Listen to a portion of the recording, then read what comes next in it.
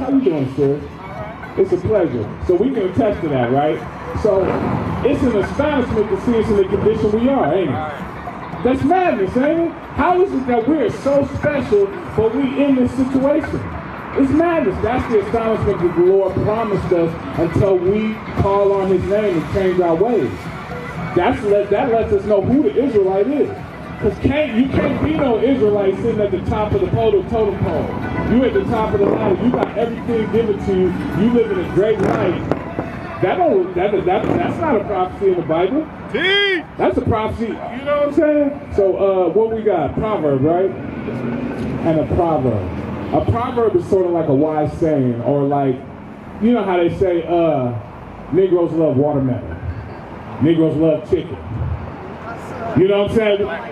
Yeah, the black woman is angry. The black man is to be feared. What you call a Hispanic in a suit? A defendant. You know, so call him by his name. That's what we're supposed to be, right? But now we got to find out the name. We Israel. And then what's the byword? That's the last one, right?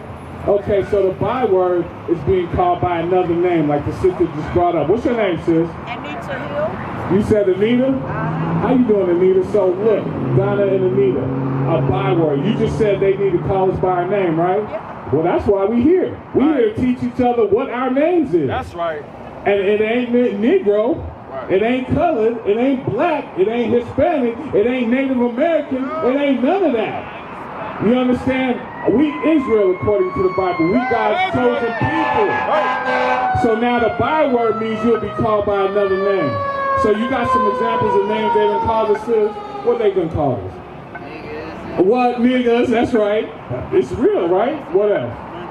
Monkeys. That's a great one. What else, sis? Anita, what you got? Blackie. Boy, and that's a damn shame, but we all done heard that, right? And they got names for the Native American and Hispanic. You know, some of them as well, right? So that's that byword that we talking about. So read that again from the top, soldier.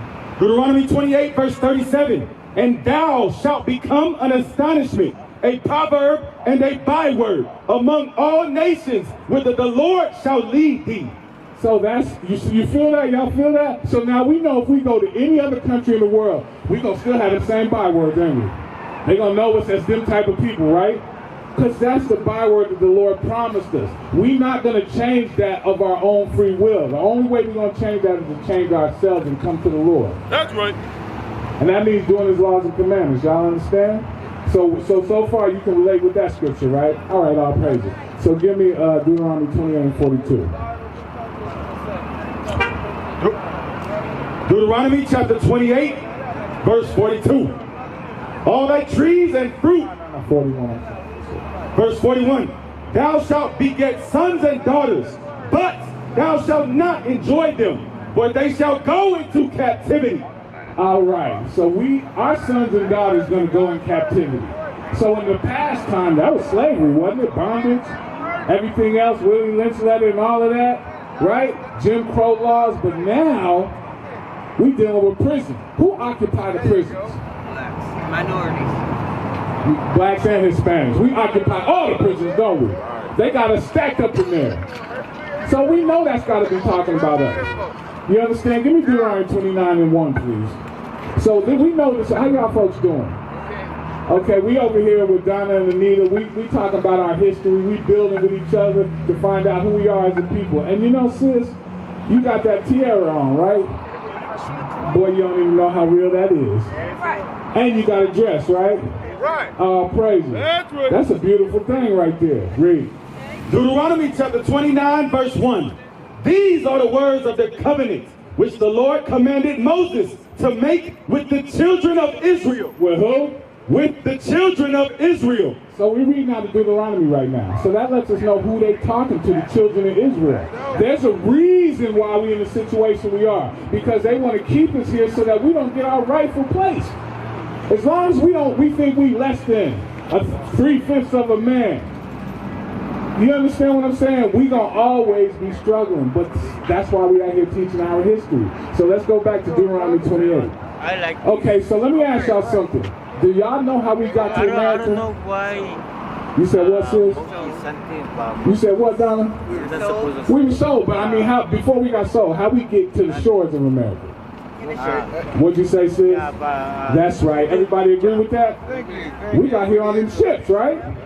So, if we the people, and this is the prophecy according to the Bible, it should say that in there, right? Because they sure ain't teaching us in church. They ain't teaching us none of this in church. Okay, read that for me. Deuteronomy 28:68. Read. Deuteronomy chapter 28, verse 68. And the Lord shall bring thee into Egypt again with ships. Okay, so you hear that? Now it sounds a little confusing because it say Egypt.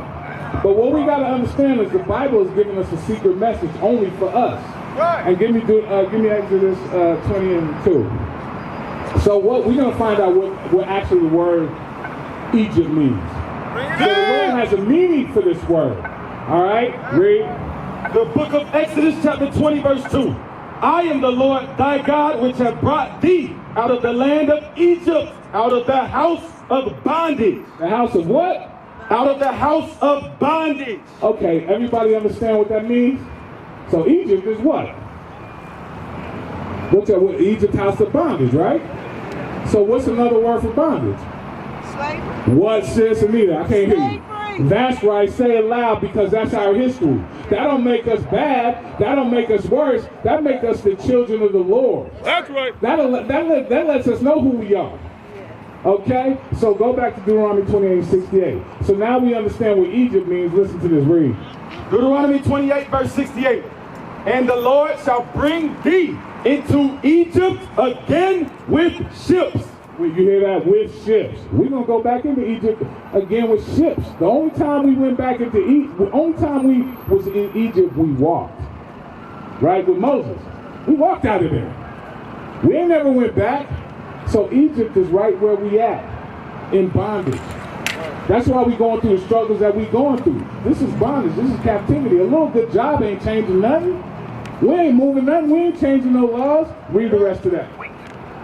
And the Lord shall bring thee into Egypt again with ships, by the way whereof I spake unto thee. Thou shalt see it no more again. And there ye shall be sold. We shall be sold. What'd you say, Donna? We were sold, right? We shall read that again. And there ye shall be sold unto your enemies for bondmen and bondwomen, and no man shall buy you. So we're going to be sold as bondmen and bondwomen. That means slave men and slave women. That's a prophecy that came true. Y'all agree? Okay, so we got to understand that no man can save us. That means ain't nobody coming to save us.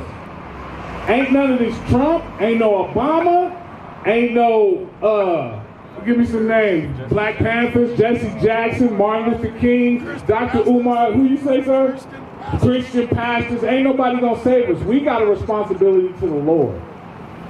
And that means by following his commandments and understanding who this book was given to, which is us, the Israelites. That's right. This book was given to us. This is our gift. So you know, if it's our gift, let me, as a matter of fact, let me ask y'all something. Y'all got kids? Who got kids? You got kids? You got kids? Okay, so let me ask you, when your kids get in trouble, and they with their friends, you separate your kids, bring them in and punish them, right? Because you love your children, right? Give me on three. So you love your children. So you know, they know who their parents is, and they know where they're going to get the discipline. They may not like it. They may whine, they may cry, but it's good for them, ain't it? Praises. So I'm going to show y'all something, read. The book of Amos chapter 3 verse 1.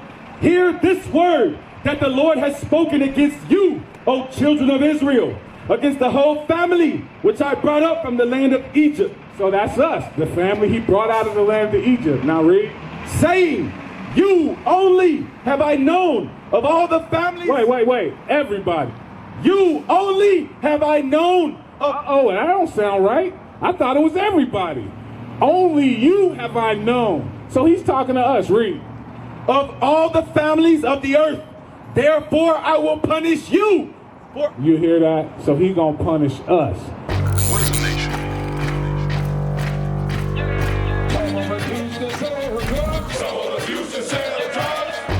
Nation is men leading by example.